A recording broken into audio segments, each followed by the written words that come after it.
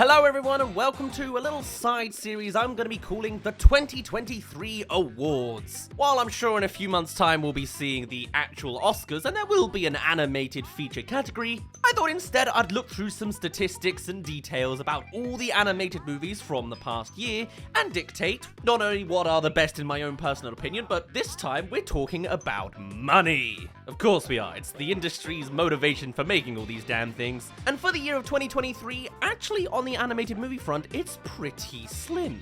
For some reason, there weren't a lot of releases going on this year. I wonder why.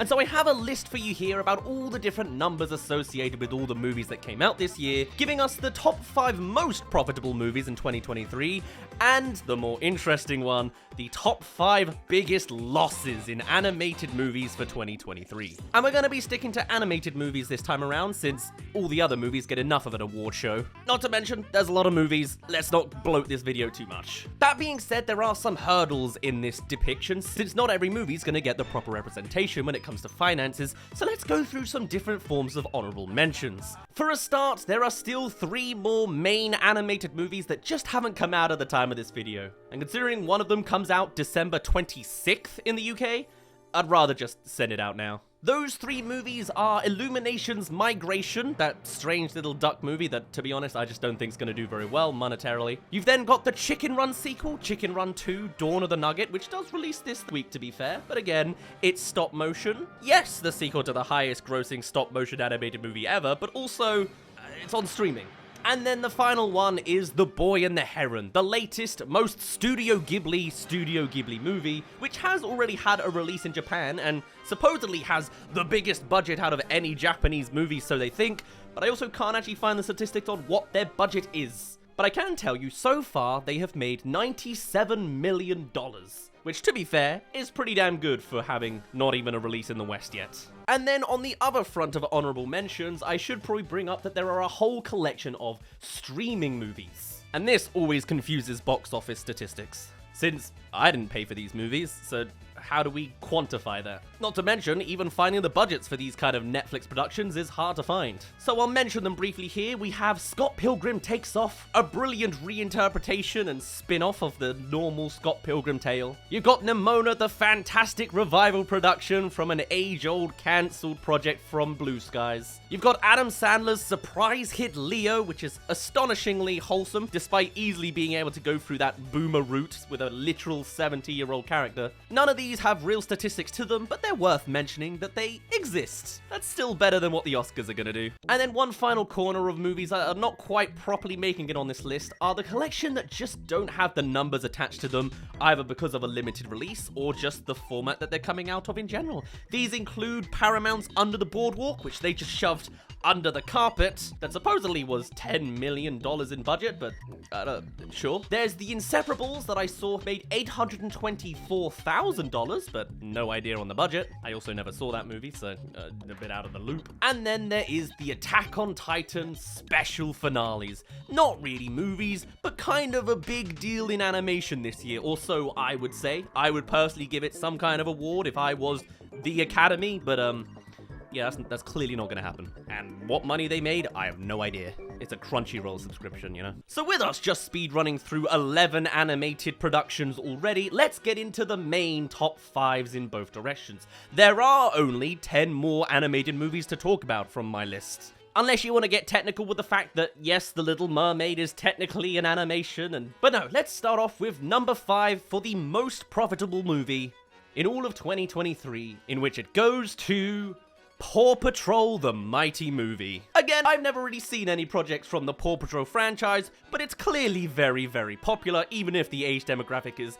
even lower than what I usually stick to. I do get a lot of suggestions that I should cover these movies, but from the sounds of things, they're good movies. I don't think this is a Boss Baby kind of story. Either way, The Mighty movie came out in September of this year, came by with a total gross of $195,631,360. which for being at the bottom of this list is pretty fantastic, but it's not actually the end of the numbers I'm sharing. I'm not just giving you the total gross, I would like to compare this with the actual budgets to each movie released to get a final actual net profit going forwards. Otherwise, we're never going to hear of a movie that's in the negatives. Now, Paw Patrol The Mighty movie was made on a $30 million budget, or thereabouts, so putting those two numbers together, we come to a grand net total of $165 million. This number is approximate, of course. The budgets are pretty rounded to the nearest million, and even then, sometimes with these statistics, they vary between like 100 million in range. But in this case, it's solidly around that region. A pretty fair number, clearly popular, kids animation. It really gets you far. No wonder they make so many of these damn things. Switching to our other list, we then have the top 5 worst profited movies. What's the best description for this? The least profits? The biggest losses? Let's go biggest losses, that sounds more dramatic. And what's especially dramatic is this is attached to a not necessarily bad movie either. For the 5th slot for the biggest losses, we come to Teenage Mutant Ninja Turtles Mutant Mayhem. Yes! Again, representing the September mark of the year, I don't actually think this movie is that bad. I like it a little bit less than the average person, and I get a little bit flamed about it every time I mention it. It's just a safe movie, which is fine. It's legitimate, clearly wanting to be a franchise, and it's gonna make more sequels with this style, but I'm not a fan of first movies when it comes to trilogies and sequels. Sometimes they just play it easy, which is fine, legitimate, just not my thing. Either way, its total gross was $180 million on a $70 million budget, bringing us to a pretty decent $110 million overall. I think it really is something to say when your averaging out numbers are $100 million. That's a life-changing amount for an individual. But from here, the numbers are only gonna spike in either direction. Coming in at number 4 for the most financially successful movie of 2023, I clearly haven't worked out these subtitles yet. We'll just change it every time, why not? Comes to, oddly enough, Elemental. Now, I forgot that this Pixar movie wasn't set straight to streaming. It personally was for me because I had to pirate it so that I could actually watch it on time thanks to regional differences as a whole thing. But this movie did get a theatrical release, which is a great relief for a Pixar project which we haven't had in a long time. With previous Pixar installments like Turning Red having massive losses because of the streaming element coming out of it, Elemental was thankfully able to turn things around. The marketing was dreadful, but it still put it in the top 4, so maybe the Pixar powerhouse is still ongoing. That being said, there are some interesting statistics when it comes to Pixar movies. See, Elemental made a gross profit of $495 million. It made $500,000, which is pretty rad. It's not the billion that you sometimes see from movies that don't deserve it, like the Lion King remake or Incredibles 2, but the budget for Elemental is, I think, one of the highest on this entire list. Yeah, it's the highest. Unless I start counting things like Disney's The Little Mermaid or Indiana Jones, it's a Disney problem, clearly. This movie came out to cost $200 million, which is a massive drop on these total profits, taking us down to $295 million. Pixar movies are expensive, man. And while I can understand it for pushing the boundaries, and clearly it's doing some sort of physics things here, I think it is getting to the point where maybe it's just not worth it, not to this extreme of a degree. I think I'm a much bigger fan of movies that are on a lower budget that then get super profits on top of it anyway, you know? The success of the original Paranormal Activity or the Blair Witch Project really can show like the best power in numbers. Apparently my references for this are always horror movies. Anyway, coming in for the number 4 slot of the biggest losses of 2023, we come to Trolls 3. Now, this could also partially be because Trolls hasn't fully finished its cinematic run yet, which is fair enough. And I certainly wouldn't say that this movie was not a success. But there were a lot of powerhouses coming out this year, and Trolls just didn't make the fundamental mark that it usually does. It probably will when it comes to streaming, that's exactly what happened with Trolls 2, but as it currently stands, it's very much a threequel, making a total so far of $173 million in gross, but on a budget of $95 million, bringing us down to just, 8 digits, to $78 million in total. Is that enough to keep the DreamWorks machine going? Yeah, probably. But considering DreamWorks has never really made $1 billion on a single one of their movies, maybe this is just a DreamWorks thing. They are surprisingly a bit of a second rate when it comes to profits. I mean, it's better than being Disney with the highest highs and the lowest lows. But alright, now we're getting to the good juicy stuff. Here is what came into the top 3 of the most profitable animated movies. It's clearly some of the favorites now. This is Puss in Boots 2: The Last Wish. Easily in the running for the actual best animated movie of this year, but it is a DreamWorks production, and as I just said, they don't make $1 billion. Plus, the Shrek universe had kind of been retired for a while, but I get the sense that if they did make a Puss in Boots 3, it really has the momentum now. Touching on a surprisingly relatable topic of individuality and loneliness, I think it's no wonder that this movie really resonated with a lot of people. Still, its major gross was $481 million on just a $100 million budget, half of a Pixar movie, bringing it to a nice cool $381 million. A third of $1 billion's not too bad either. And it clearly has the fan vote behind it, I would say. Will this be the movie that actually gets nominated and winning an award for the actual animated feature film category of the Oscars?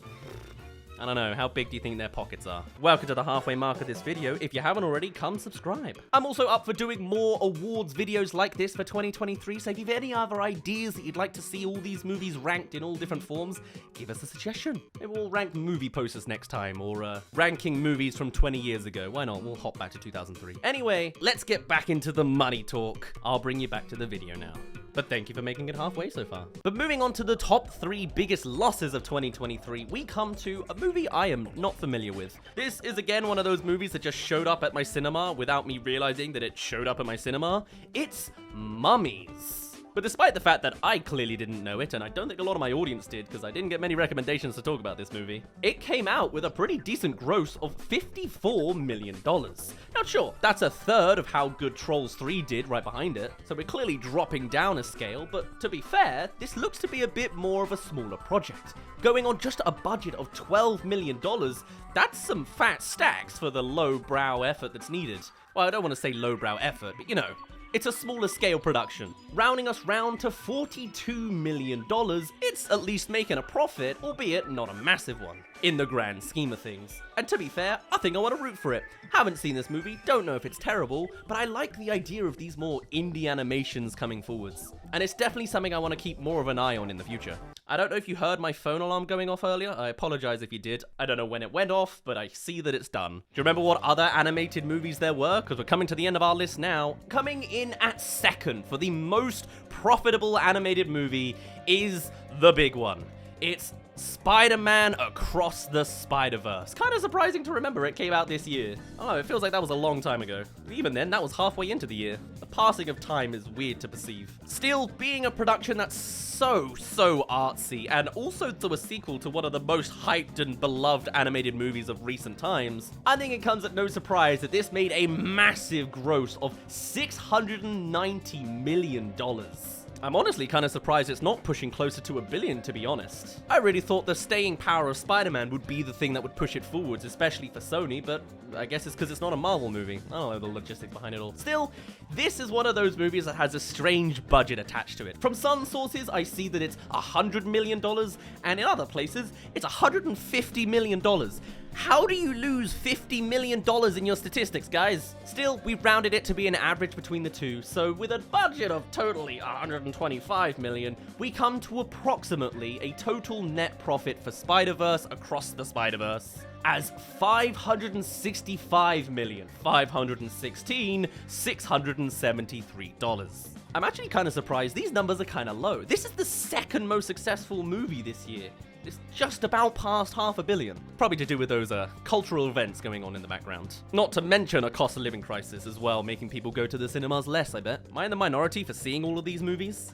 Except Mummies and Paw Patrol? Still, while the profits aren't necessarily quite as high, we're surprisingly not too far in the red either when it comes to losses. But we're finally getting there now. This next movie is the one of 2 movies this year that made such little success it's digging into the negatives. Oh, you love to hear it. And unfortunately, it's coming from the studio that just can't hit $1 billion either. They put the L in DreamWorks.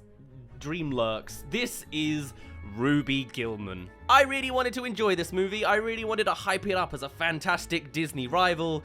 And the more I watched it, the more it just seemed a little uninspired. There are elements I love. I love how they integrate influencer humor. The character animations are pretty cool, but I liked the first 5 minutes over the rest of it. And I certainly disliked the ending and the conflict and the overall theme. Still, the grosses it made was $45 million, which is pretty much chump change. But then you come to the budget. It's a DreamWorks movie, so it's not crazy like Pixar, but it is $70 million, putting us into a lovely negative of minus $25,616,845.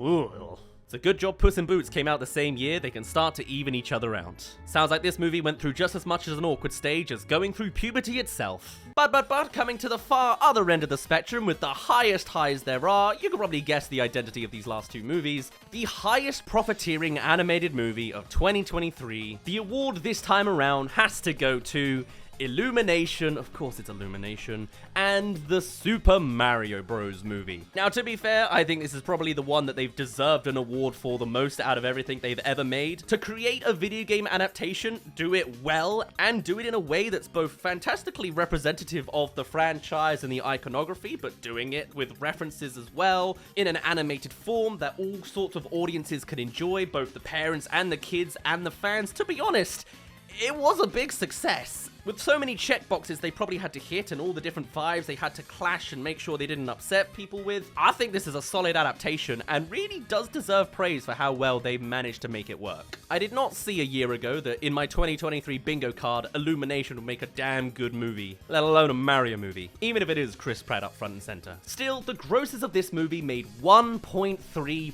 billion. There it is, finally, an animated movie made $1 billion this year. Only one, oddly enough. And considering this was on a budget of $100 million, still half the price of Elemental, that barely even pokes the final net profit number, as that ended up being $1,261,943,444. Whoa. Illumination clearly still have it, as much as I'm expecting in the next month they suddenly lost it with migration, but this was an overall success. And though I think maybe Spider-Verse or Puss in Boots had a damn good shout to be number one, I think they deserved it here. And there's only one movie left to talk about. You probably remember it since it's so recent anyway. Looping back around, we then have, with their high highs and their low lows, it's of course Disney's Wish. Now again, this one is still ongoing at the moment, and then I'm sure they'll put it onto Disney Plus and supposedly have a fantastic woohoo. Oh wow, so much attention afterwards. Yeah, sure. But this movie so far has made $105 million in total gross, which actually puts it above Mummies and Ruby Gillman. Where it fails is that damn Disney price tag, coming in somewhere between $175 million and $200 million. Plugging on that massive budget onto an already flopping animated movie, and you come to, minus $82,512,846. If it wasn't Disney, I'd think this would be catastrophic. It's not the biggest loss we've ever seen. Sometimes we do genuinely lose $100 million. Apparently, Indiana Jones' Dial of Destiny actually lost $100 million, although also, when I plugged in the numbers, it came out to $83 million in profit. I don't know. Still, if there was ever a movie this year that deserved a real Razzie Award in the animated field, it would be this. It is soulless, it is heartless, it is missing any themes, it is a real circle jerk for 100 years, whilst showing none of the quality, none of the talent, and a story that is bafflingly bad and generic and practically AI generated. I would be embarrassed to be Disney in this stage. To say this is your 100-year celebration is as if to put a final nail in the coffin and say we're retiring. We're clearly outdated and old and don't understand anything about real art. But to be fair, I guess you kind of could have predicted that anyway. If there is any production that dissolves this artistic art form into a business, it would be Disney. And there you have it. Those are the financial awards for the animated movies of 2023. There are other noteworthy mentions from the more live-action side of things, like Super Mario movie is not the most profitable movie this year. That would actually go to Barbie, making $1,324,804,117. But Wish at least is still the worst of the worst. Unless that one $100 million fact about Indiana Jones is right. I don't know. All I wish is for the Attack on Titan final season special 2 finale to getting more attention than it actually will. I'm not one to typically watch the Oscars. Maybe I will this year. I like animated stuff too much to care about all this highbrow, high-class schmoozing business. But I thought I would share these statistics with you in case you were ever interested. Maybe we'll do this again next year. Maybe people will bully me into actually doing this after Christmas next time. To be fair, that's a valid shout. We'll see. We'll change it over times. But since we have still got the rest of the month, give us suggestions for other types of awards you could see giving out this year. This is the side series Movie Awards of 2023. What else would you like to see ranked or detailed in statistics? Maybe movie posters, or just which are the best movies? Sequels that we're most anticipating. I've technically already done that. Or the highest streaming views. I'd happily hear all of your thoughts as we just try and celebrate animated movies where they typically aren't at the end of the year. But for now, I'll end things off here. My name's been Daz, you didn't really care, and I'll see you in a little bit.